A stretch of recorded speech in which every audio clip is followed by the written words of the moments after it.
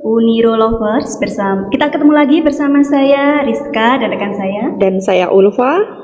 Hari ini kita di MBM Podcast Uniro akan menemani rekan-rekan semua selama beberapa menit ke depan.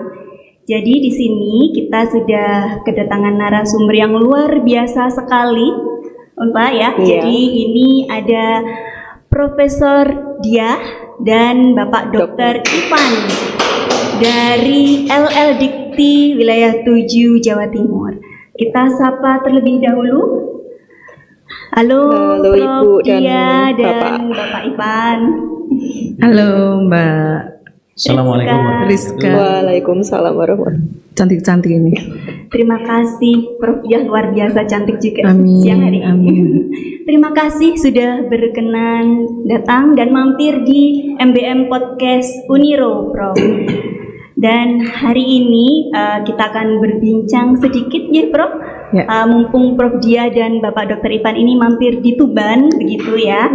Jadi mungkin bisa memberikan tips dan trik ini untuk para dosen dan mahasiswa ya. Mungkin yang pertama kita ke Prof. Diah terlebih dahulu ya. Siap. Terima kasih banyak Prof. Jadi ini yang berkaitan dengan peningkatan karir dosen nih Prof ya. Mungkin ada tipsnya nih Prof, biar bisa cepat seperti Prof Diah langsung guru besar gitu ya. Langsung meningkatkan kualitas. Ya, terima kasih sekali, luar biasa ini pertanyaan yang sangat jeli dari Uniro ya, dari podcastnya Uniro. Karena gini, kalau kita itu bicara dosen, Mbak Cantik dua ini ya, ini dosen juga. Iya, ini karena apalagi dosen ya, kita harus punya kekuatan dalam diri kita untuk menjadi seorang guru besar. Itu dosen. Pilihan profesi kita adalah seorang dosen, maka kita harus punya mimpi jadi guru besar. Siapapun itu, ya.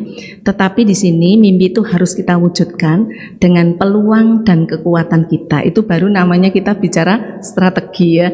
Strategi itu kan cara untuk mencapai apa yang kita tuju ya. Goal kita apa dalam hidup ini? Tujuan itu adalah bagian daripada strategi yang akan kita tetapkan. Nah, ini sekarang ini sebetulnya peluang dan kekuatan baru karena ada kemudahan yang diberikan oleh pemerintah dalam menggapai jabatan guru besar, lektor kepala. Nah, ini kenapa ada kita itu kalau asisten ahli dan lektor itu anggapannya itu masih kita bisa melaluinya dengan mudah karena itu memang betul-betul syaratnya minimize ya. Tapi kalau sudah lektor kepala dan guru besar itu bisa dikatakan kita harus punya potensi daya yang kuat untuk mengoptimalkan diri kita baik dalam Tridharma perguruan tinggi melalui pendidikan, penelitian dan pengabdian masyarakat dan juga melalui tugas-tugas lain sebagai seorang dosen. Nah, dosen itu dikatakan profesional sebetulnya minimal ya, kita bicaranya minimal dulu aja. Minimalnya kita bisa punya 2 indikator kan begitu. Indikator pertama itu adalah semua dosen harus melakukan Tridharma perguruan tinggi. Tridharma tadi ada itu tadi, penelitian, pendidikan dan pengabdian. Nah, yang kedua dikatakan dosen profesional itu kalau ada jabatan fungsional minimal asisten ahli, itu baru bisa dikatakan itu adalah dosen yang profesional loh ya, itu minimal. Tapi tidak itu, kita tergantung tujuan. Tujuan Uniro adalah untuk membentuk university world class university ya. Jadi kalau kita mau bersaing secara internasional, maka kita harus punya itu tadi guru besar dan lektor kepala. Ini yang harus dibangun oleh Uniro untuk meningkatkan daya saing dosennya melalui Tridharma perguruan tinggi. Nah, ini penting sekali karena saat ini kita ada kemudahan tadi yang diberikan oleh pemerintah dari syarat yang telah ditentukan.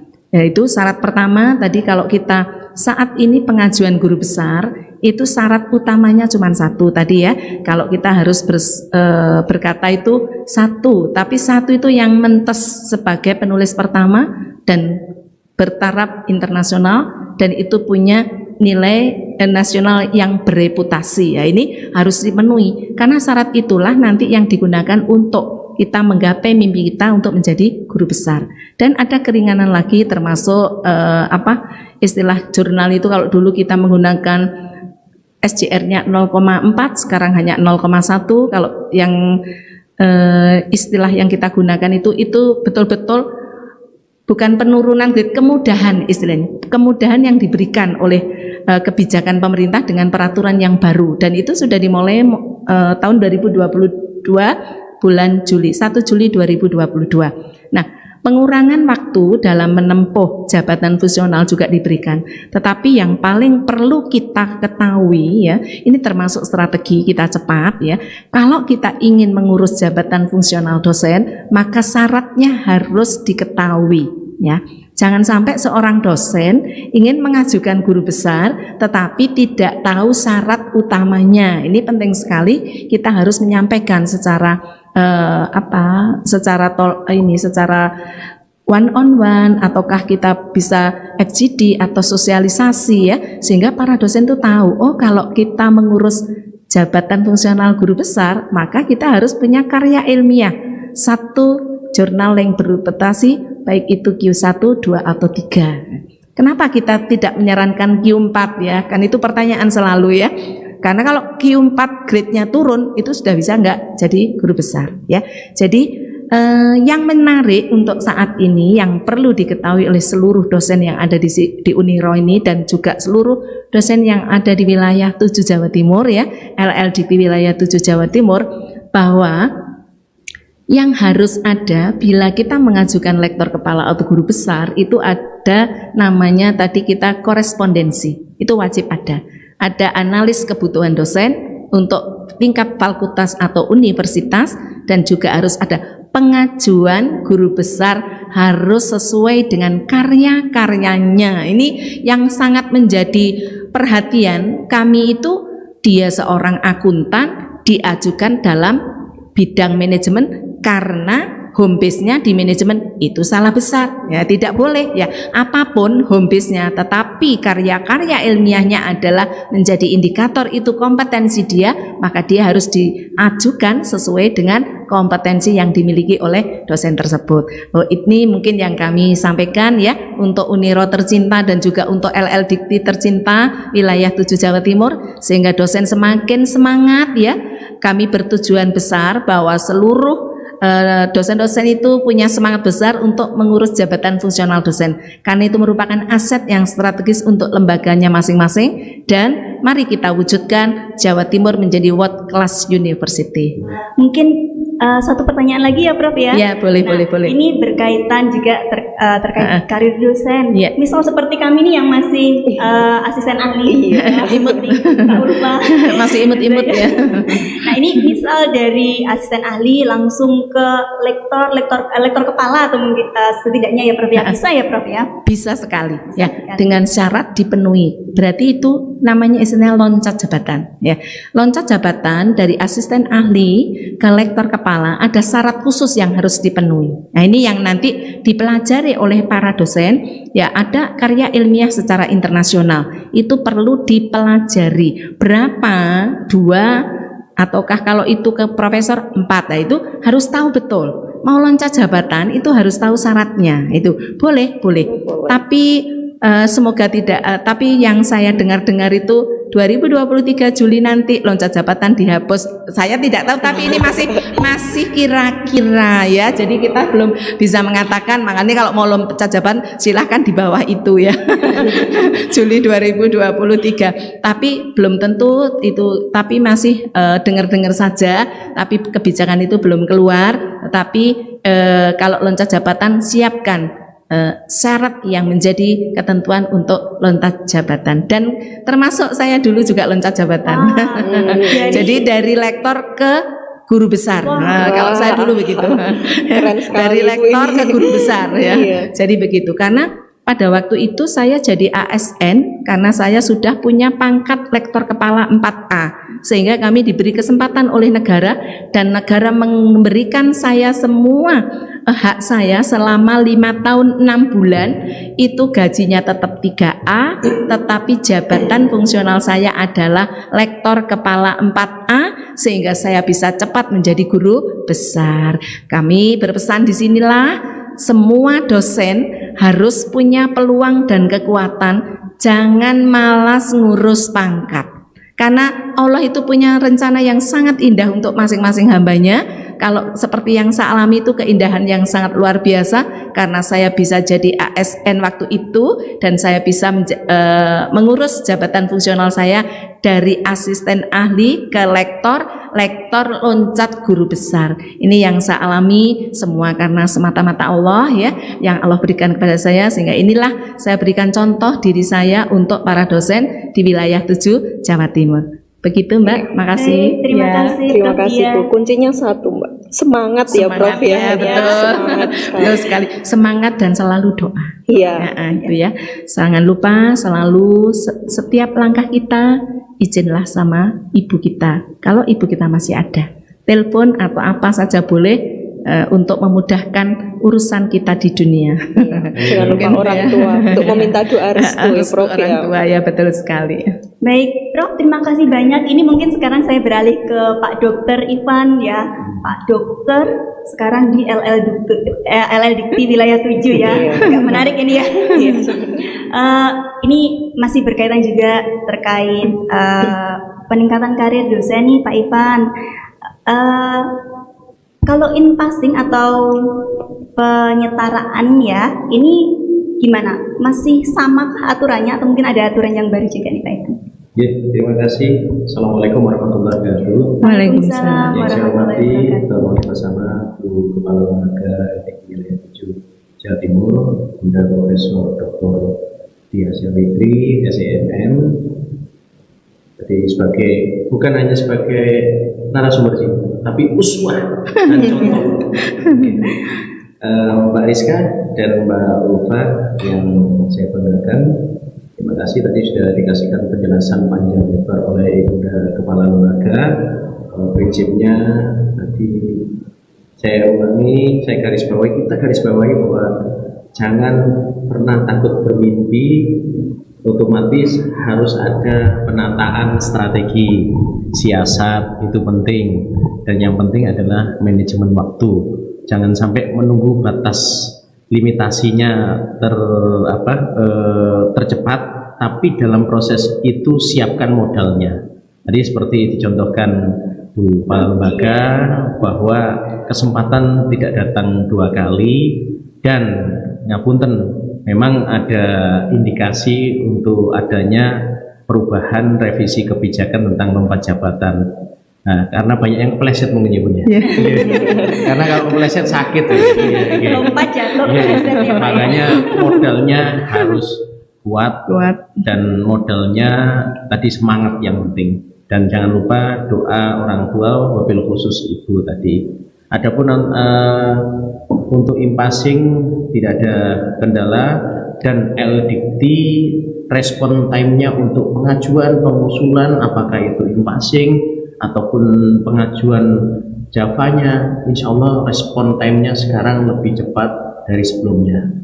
Jadi kita terus membenahi pelayanan birokrasi supaya respon time itu lebih cepat, sehingga bisa menopang progres SDM juga utamanya bagi perguruan tinggi yang ada di LDikti wilayah 7 Jawa Timur. Kita senantiasa Bu Kepala juga mengarahkan kepada kami, ayo cepat itu. Saya kadang ngos-ngosan mungkin.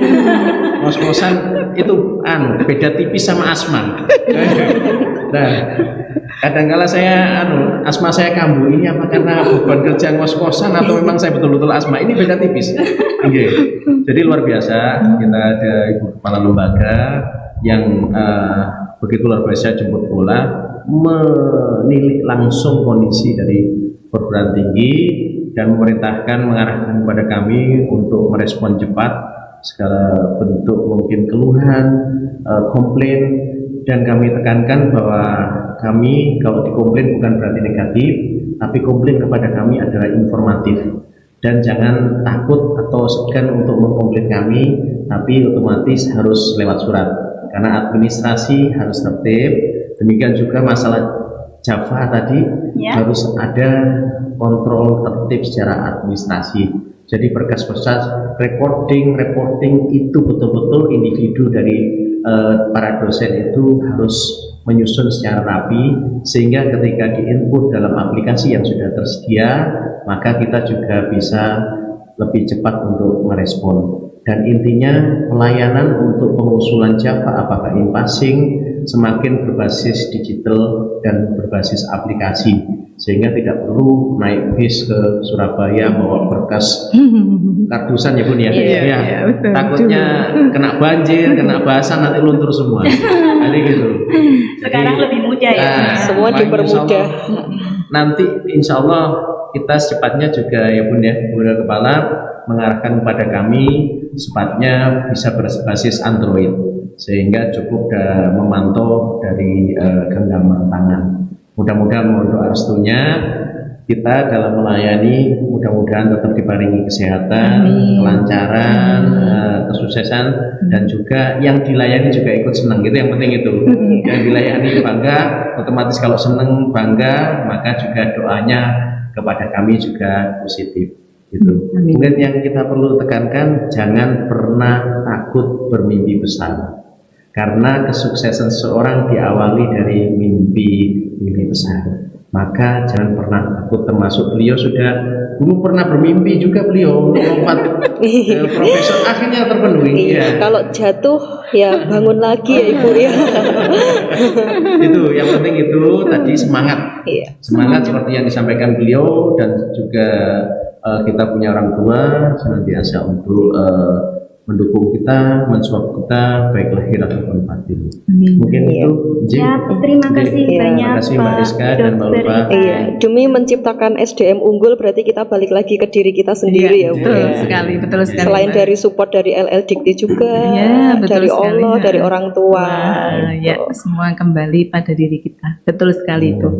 Karena kesuksesan itu tidak dari orang lain tapi dari diri kita sendiri. Kemauan kita. Bermimpi besar. Kalau jatuh, coba lagi. Cepat move on. Nah, itu. Ada niat, ada peluang, ada kemauan.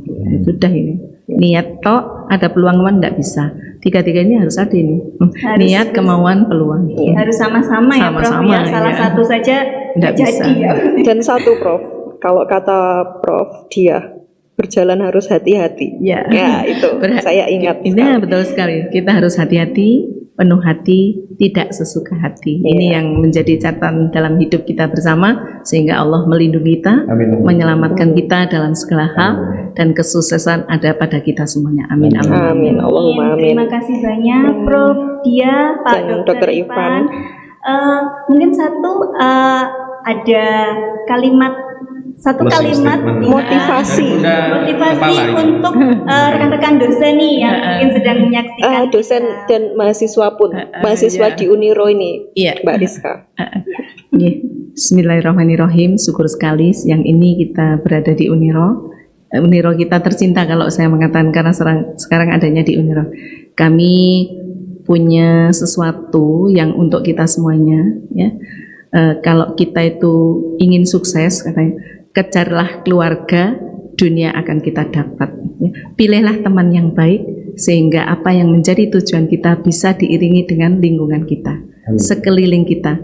Dan berapapun ilmu yang kamu miliki, seolah-olah kamu tidak pernah punya ilmu. Sehingga andap asor, ya, tawadu, istiqomah selalu ada pada diri kita. Itu mungkin pesan kita untuk para dosen dan seluruh mahasiswa. Jangan pernah takut untuk melangkah lebih jauh, karena langkah kalian selalu ada Allah yang melindunginya. Amin Allahumma amin. Amin. Demikian Uniro Lovers, perbincangan kita dengan dua narasumber yang luar biasa dari LL Dikti Wilayah 7 Jawa Timur, Prof. Dia dan Bapak Dr. Ivan.